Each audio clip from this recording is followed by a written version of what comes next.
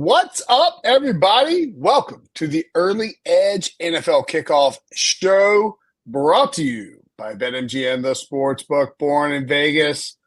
Two screens, two men enter. It's like an MMA fight, basically, except I can't fight, and I did okay betting on MMA, but I'm mostly tailing people. I heard you're undefeated on the cobbles, Brinson. That's what they say. You're undefeated on the cobbles. Yeah. They say that a lot about me. Will Brinson, Danny Brasco, two-man weave. You asked for it, you got it. We threw Kins out, we threw C out. No, we kid. I actually have no idea what they're doing, but I'm sure it's important, and that's fine. We have Rams and Seahawks still going on. We'll have some people joining us shortly, but we do have tonight Colts at Vikings. I noted before that this is the game that was set up. Sam Darnold, Joe Flacco, by the schedule makers, is actually flexed into prime time. Still kind of an awesome game. You know, I tend to think, Danny, that all these NFL games just, I don't know, like Steelers-Giants probably shouldn't be great. Can be fun. Any NFL game, if you throw the right teams in there, or just like the right mix of teams, it can be fun. I think this is like kind of a weird, fun one. Yeah, I mean, we're talking about MMA, right? Like styles make fights. Like these styles make games. Yeah, exactly. Well. Yeah, no, I totally agree. It could be a weird one.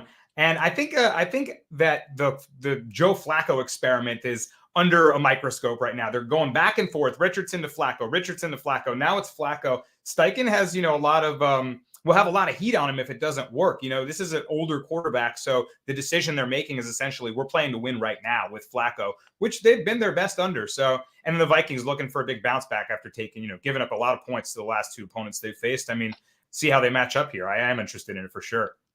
So my take on the whole Anthony Richardson, Joe Flacco thing is that before the season, ownership and the front office, probably via the ownership, told Shane Steichen, we don't want our top 5 draft pick running as much, getting hurt as much. And so he adjusted the offense, and Anthony Richardson was asked to sit in the pocket and make throws. And they cut, like the design runs have been cut in half by at least, right? He wasn't running. And that's not going to work for Anthony Richardson right now in his career. So it's a weird inflection point for AR-15 because you have to decide, is he going to be a running quarter? Like, are we going to let him run and play to his strengths? If we do, does he get hurt? Or are we just going to sit him on the bench? In other words, what they should have done, if and this is a Jim Irsay complaint, I guess, because I think that's where it's coming from, like you should have just sat him for a year, played some veterans, let him learn, go Mahomes on it. And I think Shane Steichen's a good coach. I am interested in the Colts here because, and by the way, the spread, 5.5. Vikings are -5 or 5.5, depending on where you look, a total of 47. And that's a big total, which implies that we could end up seeing Joe Flacco winging the ball around a lot or throwing the ball a bunch, and we'll get to that in a minute. Also implies that we might have Justin Jefferson obliterate a Gus Bradley defense. We'll get to that as well. I just think that, like, the plan that the Colts have, to me, it lines up kind of with like the Panthers' plan with Bryce Young, and it's not very good. You didn't have a long-term plan if your plan didn't involve him running, or your plan didn't involve him sitting and becoming a better passer, because we knew what he was coming out of college. Nevertheless, he's not playing. Joe Flacco is. What do you like on the side or total here? Yeah, I am looking at a Minnesota bounce back here, Brinson. I know that Flacco under center for the Colts makes them better. It's been the best version we've seen. Jonathan Taylor looks to be healthy. He's playing well, right? But they do have some injuries to the offensive line. And I'm feeling like, this number was at -5. I'm seeing -6 to start to pop. I'm feeling like the Vikings, even though they're large favorites, are getting kind of this poor sentiment in the market because of their last two performances. They let the Rams beat them, right? They hung 30 on them. Prior to that, the Lions hung 31 on them. So last two games, the defense has put up some ugly stats, and a lot of people are quoting their past DVOA metrics and how they're vulnerable to Flacco, who's going to be pass happy and much better passer than Richardson has been. I think we're due for some positive regression for the Vikings defense. Like, don't forget, they held the San Francisco 49ers to 17 points. The Texans to 7 points. earlier on in the year. This Brian Flores blitz scheme is tricky. And I know Flacco's a veteran. He's seen his share of defensive schemes and trickeration, but he's so stationary. I mean, he's always been, not a mobile quarterback, but he's like a statue in the pocket at this point. So if they're getting good pressure to him, it really might, be an issue for Flacco, who may be able to find Josh Downs and Pittman downfield, beat this, secondary here and there. But ultimately, I think the Vikings are going to get to him, and he'll just be under duress too much. So I do like their defense to bounce back. And for those reasons, I think the Vikings cover this -5. And I'm going with the under 47, Brinson. No way. Out of, like you said, the Gus Bradley zone-heavy defense just potentially being so vulnerable to Justin Jefferson. Even Aaron Jones could gash it up, too, with the run game. So I'm worried that the Colts could give up a big number to the Vikings, but ultimately I don't think that it takes two to tango to hit the over, right? And ultimately I don't think they'll do their share of the scoring. So if my game script plays out, I get my cover with the Vikings, and this does not exceed 47 points. Yeah, I don't have a strong lean on the total. I think I would. I mean, I'm on the Colts here +5, and I would not. I don't think I didn't tell Harry to cue the showdown music, and I don't want a showdown here because I don't feel that strongly about it. If I do think that my Colts pick lends itself to the over more. Like I think, you know what I'm saying. I think it's kind of correlated here in the sense that if you like the Vikings, you probably want the under, because in theory the Vikings get a lead, pound it with Aaron Jones, pound it with Ty Chandler, run the clock out. Flacco and the Colts offense can't do anything. Whereas if you like the Colts, you probably lean towards the over, which is where I would lean. 47 is a ton for this game. Like, it's kind of stinky in turn. Like, you're like, really? Joe Flacco, Sam Darnold, we're going over? Right.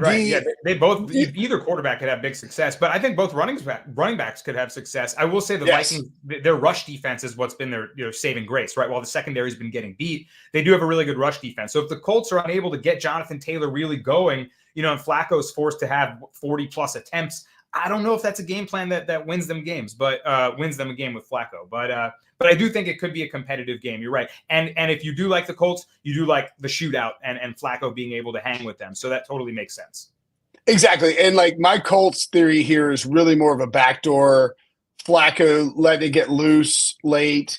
You get some garbage time stuff. It's sort of similar to what we saw from Dak and the Cowboys against San Francisco, where, I mean, if you're on – and somebody in here said off the bat, has it been – it's Grant Marshall who hangs out here all the time. Love you, Grant. Has anyone having a rough couple of weeks? Look, it's been favorite city for a few weeks, and that's just the reality. Like, the NFL's hard. It's hard to predict which teams end up doing well. I do think in this particular game, it's just you could see like that San Francisco game. You're like, I had showdown lineups where I was like, I am smashing because Kittle, like I'm like smashing. And then CD and Dak come through the back door, put up a bunch of garbage time points. I could see a situation whether it's Josh Downs, Pittman, Alec Pierce, Adonai Mitchell, I think is good to go unless I missed something. Like these guys, like Flacco could put up some garbage time points against a Flores defense that may stop blitzing if they get a lead. I'm not saying that's what's going to happen. But I do like the Colts getting 5 because you feel like they can come through the back door in what profiles, in theory, as a high-scoring game. Okay, one question from the chat about Urban Sidewalk. Says, everyone take Vikings first half -2.5. Remember the name and thank me later. I like it. The one thing I would rather take Vikings -2.5 first half than Colts for sure. The Vikings, because to me, Danny, this looks like a game that maybe starts slow and then the second half is crazy. The Vikings scripted plays have been really, really good early on this year. Like, they get locked in on the first 15. Kevin O'Connell's a great coach. They're probably going to score on one of their first 2 drives, maybe their first 2. And if they do, all of a sudden you feel very good about that 2.5. I think the Colts might struggle a little more trying to run the ball with Jonathan Taylor, trying to, not expose this defense to what can be an explosive Vikings offense. And so I like Vikings first half. I Actually, wonder. think about I it. wonder if you can even get 2.5 now because the spread has moved to 5.5, 6. So you might have to Yeah. like 3.5, which is a massive difference, or Oh pay big. yeah. I Not a wouldn't. I juice for wouldn't. that. Yeah. So yeah, I'm not sure if you Yeah. can get that number, but I do like that if it's a reasonable price. I agree with that. All right. Let's go. By the way, if you're watching on X, join us on YouTube. You can jump in the chat. You can say nice things like no proppy and no Kens. Crying emoji. Thanks, Drew Martin. I mean, I For missed them the too. I missed them too. yeah, we wish they were here too, but you know what? People got stuff to do. We like if they're here too. Or there's another one that somebody was like giving. Or you could Ducks money line. You might get a Ducks money line parlay here. Yeah, look, it's a weird Sunday night game. We'll go with it. No need to be rude. You smash the like button and hang out. I might bet the Ducks now. Anywho, moving on, we have to look at inactives as well. Thank you, Harry. By the way, I believe Harry orchestrated the current and like steady graphic of the inactive. Sam Ellinger, emergency third quarterback. Not a ton on the Colts side. Brett Rippon is the emergency third quarterback for the Vikings. They hope that doesn't happen. Dan Feeney, love Dan Feeney and his mullet. Sorry he won't be playing. Okay. How am I feeling about my whale play? Well, it's 20-20 right now. I actually just looked. I looked over at my phone, which is sitting on the side of my computer, and saw that You have Rams or Seahawks? I have Rams as a whale play. I have Rams as well. I'm sweating that one, man. Yeah. I need a Kyron Williams touchdown. I'll take a Rams win. I need a Kyron Williams touchdown. You know, on a underdog, you do the streak thing. I'm at like 7, and I need like 5 more to go, and Kyron Williams is my touchdown that I need. So probably not happening. We're staring down the barrel of a field goal here, potentially for the Rams to win. So I'm feeling good about the whale play because they're around midfield. I'll let you know in about 30 seconds if they get this first down. Yeah, we sweat the Rams. You got any player props tonight? Yes, I do. If the scripted plays are that good, worth it. Get Minnesota -0.5. Yeah, for sure. I like Minnesota first quarter. Like the difference in their, it's like percent of drives that they score on first drives versus the rest of them is outrageous. It's like 70% first drives and like something like 30% after that. So yeah, Minnesota first quarter, especially they get a 3 and out or they get the ball first, go down, score. I like that first quarter play. As for player props, I have 2 that I put down in the document for Harry. I do like a third one. Justin Jefferson anytime touchdown, -120. Yeah, I mean, like, how do you dislike it? Yeah, look, dude, it's prime time. It's Jay Jetta. He's going to score, in my opinion. I think he goes over his catch total. I think he goes over his reception yard total. I think he's probably the guy I'll play in Showdown Captain. And I think it's like a don't overthink it and just let Justin Jefferson be Justin Jefferson.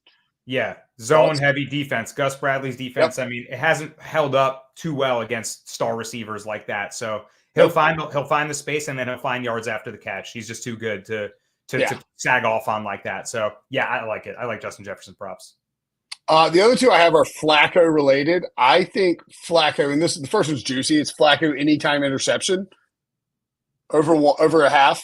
So 1 interception, -140. But like he's going to be blitzed. Yeah, he's old. Trust me. When I know about being old and feeling pressure, and like it's on you, and you just kind of chunk it up, man. And like I could see Flacco throwing one deep that gets picked. That's one where, and I don't know if we have I wish Buckets was in here to tell us, but I like Flacco anytime touchdown. I also like Flacco over 35.5 pass attempts. I don't have that on the rundown, but I just think if the Colts can't run and or the Colts are trailing, Flacco's going to throw the ball a ton. And if they're bringing blitz, which they will because it's Brian Flores, Flacco will be getting the ball out of his hands quickly. If you think about the profiles of the wide receivers, specifically Michael Pittman and Josh Downs, short yardage guys who can pick up yak but aren't like elite yak guys, I think we see a ton of Flacco pass attempts, ton of Flacco completions. Might not correlate directly to yardage, but I would prefer going over Flacco attempts and over Flacco yardage in those, or excuse me, over completions versus going over Flacco yardage in those spots. What do you have for prop bets? Dan? Yeah, I think like sort of correlated to your point about under pressure, potentially pass happy script, and you even get that if they're trailing in a negative script too. If the underdogs are trailing, I think that both of those factors could create a Jonathan Taylor over 15.5 receiving yards scenario where, no, a lot of people aren't going to target the receiving yards of this guy who's a workhorse back. But sneakily, only 15.5. He's cleared this in 3 of the last 4, and he may only need 1 or 2 targets for it. If Flacco, unlike Anthony Richardson, when he was under duress, he'd usually look to take off and use his own legs. Flacco's going to have to look for short yardage, targets. So I think Taylor will be there for a couple checkdowns. Like I said, 15.5, super low total. And to that point as well, shout out my guy Brad Morris in the chat. People are liking it there too. He says Mo Alley Cox over 9.5 receiving yards. He's getting the targets with Flacco. I like that a lot too. Same concept, right? Short area targets when he's under duress, when he's just stationary there in the pocket. So I like Taylor over 15.5, and I like Brad's pick as well. Yeah, I mean, the thing is with Flacco under center versus Anthony Richardson, it changes completely how this offense operates. Like, Michael Pittman is a non-factor from a fantasy, from a prop betting perspective when Richardson's there, because he doesn't fit what he does. Greg Rosenthal called it of NFL Media called it like 60s Joe Namath AFL style, where he completes 40% of his passes for 18.9 yards per attempt, bomb touchdowns, but nothing else. By the way, we're going to overtime, and shout out to anybody who's here too, because we're going to overtime. We're going to be done before the Seahawks-Rams game ends. You really might be. More than they're going to play the overtime quarter out. I'm sure it's going to be like this game has just made no sense. So I mean, there's a non-zero chance that this game bleeds in directly into Sunday Night Football, because we're 27 minutes or 27 minutes away. I mean, it's a pretty good chance. Overtime in Seattle and Los Angeles. I don't feel better now about what's going to happen? They're going to tie, and it's just going to make the NFC West picture just so insane at the end with these tiebreakers and scenarios. So yeah, this one's ending in a tie. I might bet that right now. There's nothing worse than a tie in a 17-game season. It's so brutal. Like, the math on that, I wasn't built for that. Let's take some chat questions about props. Danny, Jeff Stenberg, who lives in the chat and is very good at making picks, says Pittman 80 yards receiving is plus 275, and I'd never want to throw my mortgage on anything more responsibly. I mean, man, you can even parlay like his receptions, because if he gets to 80, he probably gets the receptions over too. I would assume it's like 5.5 or 6.5. I don't mind that. Yeah. What do y'all think? Sorry, I was going to say with Flacco, he's much better, but he just hasn't looked like the same Pittman yet. I mean, maybe this is a good buy low spot, and you can, he'll have his breakout game. But other than like one jump ball with Flacco that beat the Steelers, I believe it was, like, I haven't seen that much out of him. Trust me, I know he's on my fantasy team. I've been watching him closely, so I'm not so quick. But Jeff be hitting these sneaky ones. So I just think we could see a bunch of slants to Pittman against the blitz. True. Where it's like I like Downs a little more personally. No, for sure. I love Downs. Downs has been haunting me since college because he went to Carolina. But it's like down slot, Pittman out wide, and then like either Mitchell or Pierce, and it's Flacco knows they're bringing heat. So it's like, does Pittman have inside leverage? Does downside have inside leverage? Like, I'm throwing quick to one of those guys. Urban Sidewalk asks, what do y'all think about Darnold under 31.5 pass attempts? He's went under this line 18. I assume 18. He's hit that 18 straight games under that pass attempt. If that's true, well, I guess if you're counting his San Francisco run, yes. He didn't play. Yeah, I was 18 games. Yeah, it's a good sample. Yeah. No, it's probably 8 of 8. If the Vikes have a lead, they're not going to drop Sam Darnold back. You're going to get Aaron Jones and Ty Chandler. Like, Ty Chandler, sneaky DFS captain too, because if they decide that they can easily win and they don't need Darnold dropping back, like, they can get a lead with Jefferson and Darnold and then just pound the ball. That's not outrageous. Anyone know Sia or Probby's bets? No, I don't. Go to sportsline.com, /join, use promo code winners, get 60% off, and you'll have all their bets. It's that easy. That's the And answer. if you remember, I think Sean Ritchie probably is a member, but so I'm not being flippant. I just Flacco INT. You betcha, sweet butt, Brad. I think Flacco knows pick in this game. Ramo asked thoughts on Aaron Jones anytime touchdown. I looked at it for a possible parlay or part of a parlay piece. Because it's like minus 145 now, right? Yeah, I usually don't want to pay that much for an anytime TD score. It's pretty high. Like Justin Jefferson at minus 120 is probably about as far as I'll go. Other than that, I want even or plus or higher plus. Yeah, my thing was like the if you're giving me somebody who's a superstar, they're going to be locked in with as like they're part of the game plan unless it just gets way out of left field script. Yeah, I mean, like I don't mind Jones. I wouldn't lay the juice with Jones just because again you get the lead with Jefferson. Maybe they pull Jones. Remember, let me make sure I'm right about this. I think next week, don't they have? No, I'm wrong. I'm dead wrong. Packers on a bye. They're on extended rest here. Vikings and the Jags. Yeah. So they're And Carlos in the chat just mentioned TJ Hawkinson too, right? They're coming in on extended rest, and Hawkinson is back. I think a lot of people are feeling the vibes of his return. I think his anytime TD was like plus 280. So I don't know. Maybe he could find an opportunity. Darnold might like that new target, and I'll probably stay off just to observe a game with him back. But I could see him having a nice return. Yeah, the thing with Hawk is like if they have any kind of a lead, he's not going to stay out there.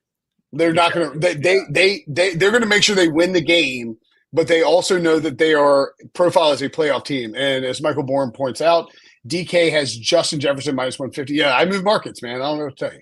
No, I do not. No, but Jones minus 130. Jones minus 130 a lot more palatable than minus 145. JJ minus 150 is a bit much for that. Minus 120 on MGM, much better.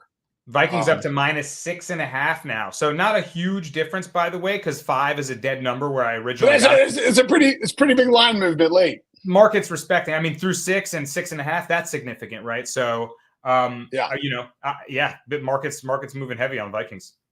And like you pointed out, I mean, the key numbers obviously matter in this. In the modern NFL, I think one thing to note is that it feels like 6 matters a lot more than it used to. Yeah. Everyone kicked extra points before. Now you get 2-point conversions. You get the extra points longer. You do have a little room for error. So like 5 versus 6.5 is a pretty big deal for me, especially in a game where we might see the Vikings kick and play great defense. All right, let's look at my parlay, which also features Justin Jefferson anytime touchdown, along with over 1.5 Sam Darnold passing touchdowns. I think we'd see him stack the box a little bit on the Colts side. Darnold throw 2 of those. Jonathan Taylor, 50 rushing yards. Aaron Jones, 50 rushing yards. We're not asking much. Justin Jefferson, 75 receiving yards. Josh Downs, Michael Pittman, 50-plus receiving yards. It's 8 plus 825. 7 legs. I mean, the top 2 are the problems there for me. Like if Justin Jefferson doesn't score in a primetime game, you're probably hosed. And if he doesn't score, it's gonna be tough to get there with the Darnold 2 touchdowns. But I like that combination of stuff. If you wanted to do something different, Downs receptions or Pittman receptions, I don't mind at all. Or ratchet up Justin Jefferson's receiving yards to 100. It's a primetime game. Think he shows out. So any thoughts on that, Davey? I mean, you got a lot of yeses in there. You know me, I'm a contrarian. I like some unders and some nos. But it's like hard to But I'm just saying, if I like the under 47, that's a lot of offense there for me. But I do like a lot of the players you're targeting. Josh Downs, Justin Jefferson, like those are the receivers that I have. And we're talking like minimal yardage here too, like 50 rushing yards or 50 receiving yards. Nothing, you don't need to go huge to get there. All right. We have no model anytime touchdown scores because Ken's in here, but we do have a situation where we've all had our first touchdown bet call back before, and BetMGM is giving you a second chance. With BetMGM's Pro Football Second Chance, place any first touchdown score bet. If your player doesn't score first but scores second, get your entire stake back in cash. No opt-in required. Here's how it works. Place a pregame straight first touchdown score bet in any NFL game. If your player scores the first touchdown of the game, win your wager as normal. If your player scores the second touchdown of the game, you will get your stake back in cash. It's that simple. Log into BetMGM for more details. Danny, neither of us have diamond hands, but as a gentleman and a scholar, and not usually a thing you say about yourself, but I'm going to do it anyway, I'll let you go first on our first touchdown scorer. All right, man. I'm trying to get on the board here. You know that I normally come with some crazy ones, right? It's way too late not to be on the board for like it's been all chalk. It's very annoying. It's been ridiculous. And also, I'll go for some, defensive TDs and long shots like that. But tonight, did you actually bet the tie, by the way? Because no, I didn't. But did they just miss that field goal? They went for it on 4th and 1 and got stuffed. Let's go. So tie is very much in play. Rams whale play very much in play as well. Kyron Williams could break a long touchdown here. They ruined fantasy for me, but I'll take it. Anyway, sorry, Danny. Go ahead. Who was mentioning? Someone in the chat was mentioning Jordan Addison, and that's actually a player that I think could be the beneficiary of, again, Gus Bradley zone defense that's vulnerable. Two receivers shifty receivers like Jefferson and Addison. Again, we know all the target share, all the attention that the secondary and defensive backs are going to require over on Justin Jefferson's side. So Addison, a lot of the time, the beneficiary of that. Maybe he gets in first. I like him to show out tonight as well. I see someone in the chat talking about laddering Addison, so maybe he's involved heavily. Yeah, you can see them shift coverage and look, Justin Jefferson's as good as it gets in the NFL in terms of being able to get open away from a cornerback and then still somehow get away from the safety. But he's Justin Jefferson.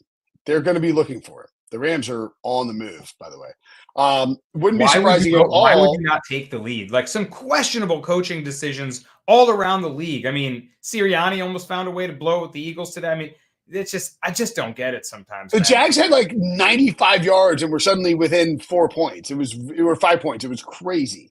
No, I mean, I think Addison makes a lot of sense. I thought about going Jalen Naylor as well, but look, be honest, the odds this week are not great. I'm going to go with Alec Pierce, and I'm doing it because I could be completely burnt if Pittman, Mitchell, and I don't love the 22-1 number, but if like Pitchell, Downs, and Mitchell, Pittman, Downs, and Mitchell are out there, and Pierce is just kind of snuffed out from a snap perspective. But as good as Mitchell is deep, Pierce and Flacco have had a connection, and I could see a situation early on, a little play action to Taylor, throw up top, and Pierce gets open.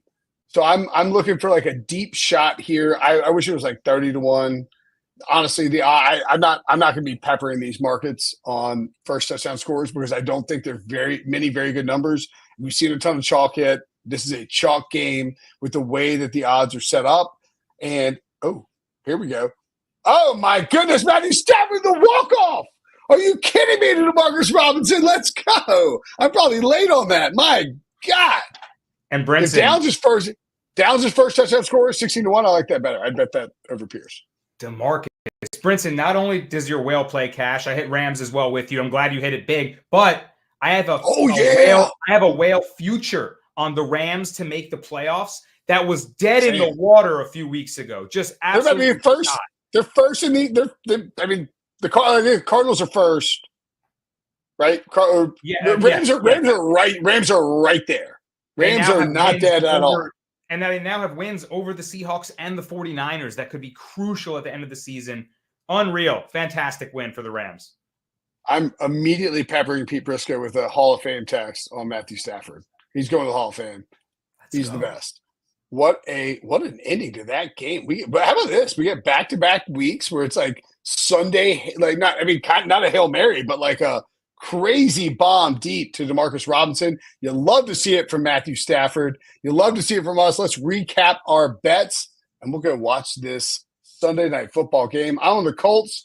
Justin Jefferson, anytime touchdown. Joe Flacco over just one interception. I also like Flacco over pass attempts. Danny's on the Vikings -5.